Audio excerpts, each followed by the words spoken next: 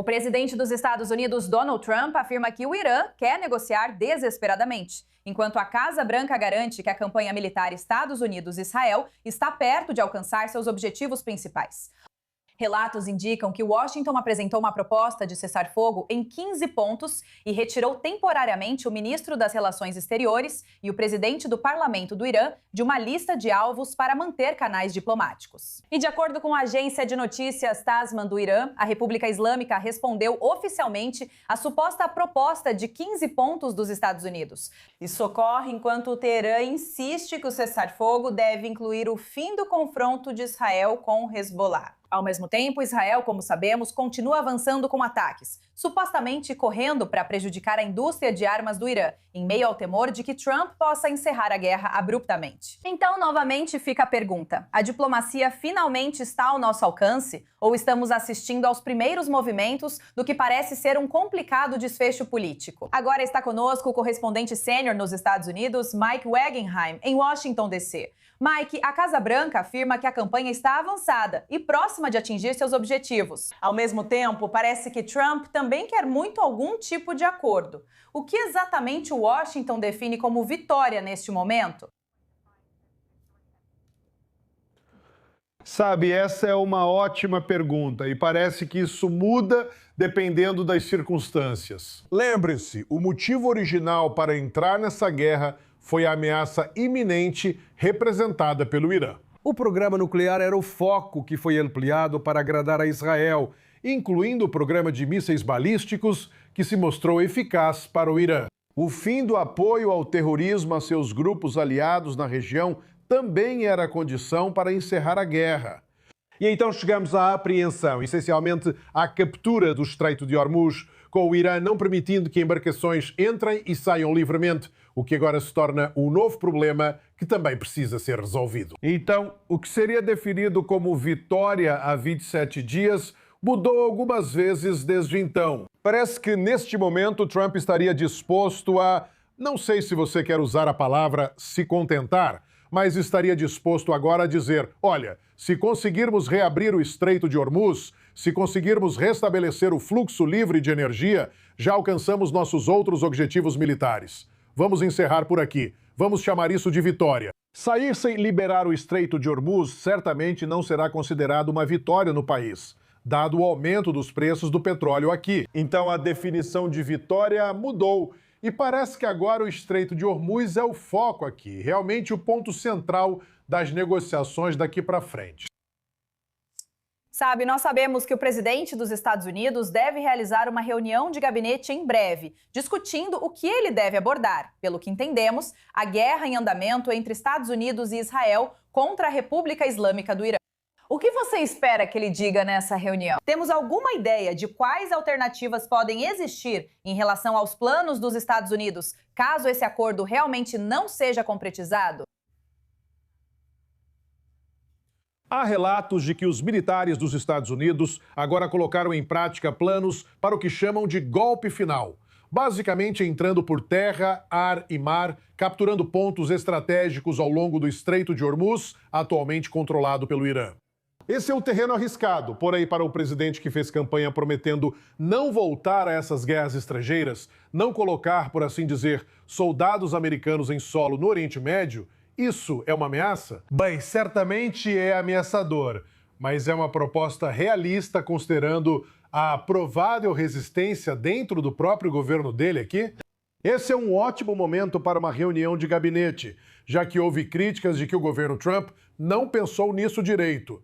Em um nível mais amplo, numa coordenação interagências entre os militares, entre o Departamento do Tesouro em relação às sanções, entre outras agências. Sobre possíveis consequências do Estreito de Hormuz, isso aparentou surpreender um pouco os americanos. Então agora, talvez seja uma oportunidade, em um momento muito decisivo, de garantir que todos que precisam ser informados e participar dessa conversa tenham a chance de fazê-lo. E realmente obter uma visão ampla de como tudo isso vai impactar o governo americano e o povo americano daqui para frente.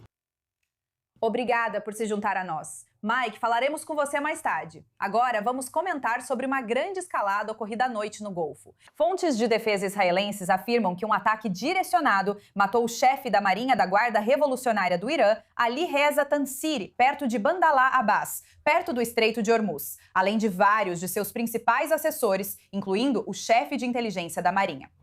Agora, Tansiri era a peça-chave na postura mais agressiva do Irã no mar, incluindo ameaças a ativos dos Estados Unidos e supostos esforços para instalar minas e bloquear o Estreito de Hormuz, um dos principais pontos de estrangulamento marítimo do mundo. Veja o que o primeiro-ministro israelense disse sobre esse assassinato.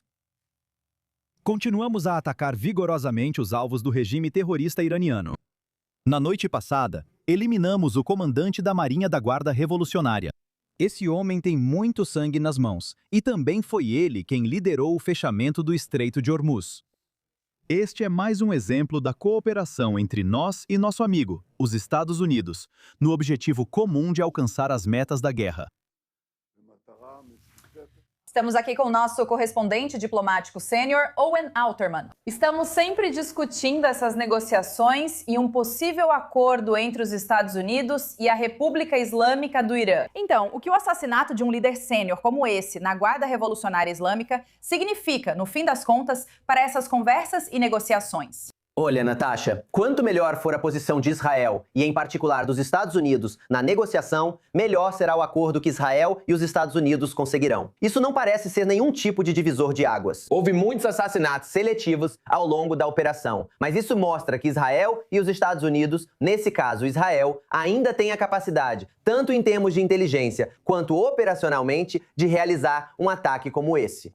E talvez a liderança e os oficiais iranianos ainda estejam cometendo erros ou não tenham opções melhores. Então, quando vamos localizar e eliminar o comandante naval da Guarda Revolucionária Islâmica, a arena naval é, em muitos aspectos, a arena central de toda a guerra. Certamente um feito para o exército israelense e para o aparato de inteligência de Israel. Não muda o jogo. Mas na medida em que qualquer coisa possa fortalecer a posição e o poder de barganha americano-israelense nas negociações, obviamente isso contribui. Certo, e eu quero falar sobre a perspectiva israelense aqui quando se trata dessas negociações. Obviamente, você sabe, estamos analisando esses supostos relatos de que Trump estaria basicamente disposto a manter um ayatolá no poder que essencialmente apoiaria os interesses dos Estados Unidos. Isso significa que não estamos considerando a queda do regime islâmico, algo que há tempos é visto, se não como objetivo principal, certamente como o desejo dos israelenses para a segurança futura do país. Como as autoridades israelenses veem essas negociações? Isso interessa ao Estado de Israel? Natasha, quando a reportagem sobre o plano de 15 pontos saiu e soubemos pela mídia iraniana, como você mencionou antes, qual é a resposta iraniana? E vamos falar disso em instantes. As reportagens em Israel dizem que o governo ficou satisfeito, mas preocupado que o rascunho não fosse o texto final. Essa era a proposta inicial de Donald Trump, mas ele estaria disposto a concessões significativas, tornando o acordo ruim para Israel. A preocupação sobre a capacidade de Donald Trump de seguir firme e manter a linha 4 semanas após o início da guerra, com o Estreito de Hormuz bloqueado e os preços do petróleo em alta. Quando a resposta iraniana, com base no que a agência Tasnim informou, há 3 principais contrapontos iranianos, 2 dos quais já conhecíamos, e um que não conhecíamos tão bem, mas que é muito importante para Israel. Os iranianos afirmam ter o direito de bloquear o Estreito de Hormuz, comparando ao direito do Egito de cobrar pedágio no canal de Suez. Mas não há comparação. O ministro das Relações Exteriores do Irã, Abbas Araghchi, comparou isso ao bloqueio de Israel na faixa de Gaza. Não há comparação, pois Gaza era governada por uma entidade hostil. Catar, Kuwait, Arábia Saudita e Bahrein, sob nenhuma definição razoável, são atores hostis quando se trata do Irã. O bloqueio do Irã ao Estreito de Hormuz não se compara a esses casos, mas os iranianos querem que os Estados Unidos aceitem isso. É provável que Trump considere isso inaceitável. Além disso, eles exigem reparações pelos danos causados pelos Estados Unidos. Esses já sabíamos. O terceiro ponto, menos conhecido, é importante para Israel. Os iranianos querem que todas as arenas, especialmente o Líbano e o Hezbollah, façam parte do acordo. Assim, o acordo seria um grande acordo que abrangeria não só o teatro iraniano, mas também o Líbano. Isso envolveria Israel, pois é quem está militarmente no Líbano. Os Estados Unidos atuariam basicamente como agente de Israel na negociação. E esperava-se que Israel seguisse o que os americanos concordassem. Sempre foi essa a expectativa, Natasha, que Israel seguisse o que os Estados Unidos concordassem. Mas agora que o Líbano faria parte formalmente do acordo, algo que eu acho que Israel vai querer, se, é claro, a exigência do Irã for aceita, isso será algo que Israel vai querer observar e participar. Claro, falaremos disso depois.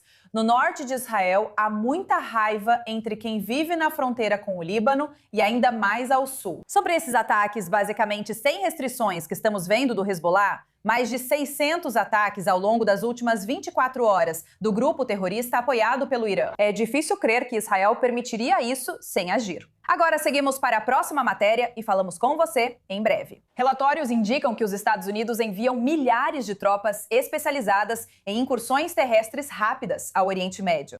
Isso indica que uma invasão terrestre no Irã é iminente? R. Joe Brown traz a matéria, confira. A próxima fase da guerra no Irã aparentemente está se aproximando e a estratégia americana começa a ficar mais evidente. Relatórios na mídia dos Estados Unidos indicam que o exército americano deve enviar mais de 1000 soldados da 82ª Divisão Aerotransportada para o Oriente Médio. Isso condiz com os registros de voo, que mostram aviões saindo da Carolina do Norte, onde estão baseados, para o Oriente Médio. E relatos anteriores de que os treinamentos de marcha deles em Fort Bragg, na Carolina do Norte, foram cancelados. Quem faz parte da 82ª Divisão Aerotransportada e qual será a sua atuação no Oriente Médio? A divisão, conhecida como 911 do Exército, é uma força especializada, capaz de ser mobilizada em poucas horas para entrar em território inimigo, tomar e manter posições. Eles desembarcam, controlam a área e aguardam reforços para consolidar o controle. Participaram de conflitos do dia D ao Panamá, Iraque e Afeganistão. O exército dos Estados Unidos teria mobilizado 2 grupos anfíbios, indicando que o plano militar pode incluir invasão costeira, possivelmente na ilha Ag, no Estreito de Hormuz, que escoa 90% das exportações de petróleo iraniano. Isso não significa que uma invasão terrestre seja iminente. A decisão final é do presidente Trump, que, em um mundo ideal, não deseja outra invasão desastrosa no Oriente Médio que tem complicado a política americana no século XXI até agora. Ele ainda busca solução diplomática. Estados Unidos e Irã ainda estão longe de um acordo de paz. Se a diferença entre os lados não for logo resolvida, Trump pode acionar a tropa conhecida como o 911 do Exército. Um novo relatório de inteligência indica que o Irã está reforçando rapidamente a ilha de Karg, responsável por cerca de 90% das exportações de petróleo bruto do país, temendo uma possível operação terrestre dos Estados Unidos para tomá-la. Teherã estaria movendo tropas, instalando armadilhas e reforçando a defesa aérea, enquanto milhares de fuzileiros navais e paraquedistas dos Estados Unidos vão para a região. Washington agora não descarta essa opção, vendo o controle da ilha como possível vantagem para reabrir o Estreito de Hormuz. Especialistas militares alertam que tentar tomar a ilha fortemente defendida é arriscado, pode causar muitas baixas e até desencadear um confronto regional mais amplo, mesmo enquanto frágeis esforços diplomáticos continuam nos bastidores. E para falar mais sobre a perspectiva iraniana, está conosco Benham Ben Talablu, pesquisador sênior da Fundação para a Defesa da Democracia. Benham, o que estamos ouvindo de figuras importantes dentro da República Islâmica sobre esses supostos planos dos Estados Unidos? Teherã vê isso como iminente ou isso é apenas pressão psicológica? Prazer estar com você, Natasha. Segundo a mídia pública iraniana e preocupações de altos funcionários online, o regime tenta simultaneamente minimizar a ameaça dos Estados Unidos a essas ilhas, falando sobre as defesas iranianas presentes na região, até mesmo mostrando vídeos dos cidadãos iranianos pró-regime que restam se mudando para algumas das ilhas iranianas no Golfo Pérsico. Mas, ao mesmo tempo, mantém viva em sua narrativa a ameaça de uma possível invasão terrestre dos Estados Unidos a qualquer uma dessas ilhas, e tenta vender isso antecipadamente para sua própria população como um sinal de desespero americano. Mas não se engane, acho que o presidente Donald Trump faz questão de que os altos funcionários iranianos, assim como o que restou dos apoiadores do regime naquele país, entendam que isso é algo que os Estados Unidos têm total capacidade de realizar, mesmo enquanto o regime tenta fortificar posições estratégicas ali, como a ilha de Caraca. Autoridades iranianas minimizaram publicamente as negociações, mas mediadores afirmam que as conversas seguem. Nós, obviamente, acabamos de ver a mídia iraniana noticiar que houve uma resposta da República Islâmica em relação a esse suposto acordo de 15 pontos. Isso faz parte da narrativa? Quer saber como essa narrativa é apresentada internamente na República Islâmica do Irã? E claro, a pergunta seria como o público está respondendo a isso, dado a esperança de que esses ataques levem, no final das contas, à queda do regime. Depende se esses ataques vão realmente derrubar o regime. Não se pode falar por uma nação de 92 milhões de pessoas. Mas, no geral, parece que o que a população mais teme é o Ocidente, e especialmente os Estados Unidos. Parando antes e impedindo seu parceiro Israel de realmente conseguir terminar o trabalho, ou realmente neutralizar a República Islâmica e reverter a ameaça de agressão no exterior e repressão interna no país. Isso garante que israelenses e americanos tenham tempo para atacar não só forças de mísseis, militares e nucleares, mas também de segurança interna. Porque o que a população está vendo, em vez de ouvir do seu próprio regime em linha dura, é a militarização dos apoiadores do regime. Eles veem mais patrulhas militares e movimentos paramilitares desse tipo em grandes centros urbanos durante a noite. Então, o regime está tentando intimidar grandes parcelas dos opositores e cidadãos dentro do país, mesmo com a perspectiva de uma invasão terrestre, pelo menos até a ilha do Golfo Pérsico, aumentando significativamente. A grande dúvida é: há chance de vermos protestos em massa e generalizados contra a República Islâmica? E eles vão acontecer antes de qualquer acordo ser assinado entre o Irã e os Estados Unidos? Isso, agora essas negociações parecem ser uma pressão do Trump, um desejo claro de acabar com a guerra após um mês. Talvez pressionando também os manifestantes a se levantarem e tentarem fazer isso acontecer. Porque se esse acordo ocorrer, a impressão é de que tudo está perdido. Bem, qualquer acordo diplomático com a República Islâmica. E não estou falando de evitar conflitos, mas de algo que reformule todo esse exercício como uma tentativa de deixar de lado a questão nuclear, a questão dos mísseis ou a questão regional. Realmente seja finalizado e as sanções suspensas. Na minha opinião, isso seria um grande retrocesso estratégico e político para o governo Trump, mas também estratégico e político para a população iraniana, que há mais de 10 anos arrisca a vida e a integridade para aproveitar todas as chances de se manifestar contra esse regime. Se Washington ou outro país for visto como estabilizando esse regime após tantos custos em sangue, recursos e reputação, acredito que isso seria um retrocesso. Precisamos ter uma expectativa realista sobre o que os manifestantes iranianos desarmados podem ou não fazer.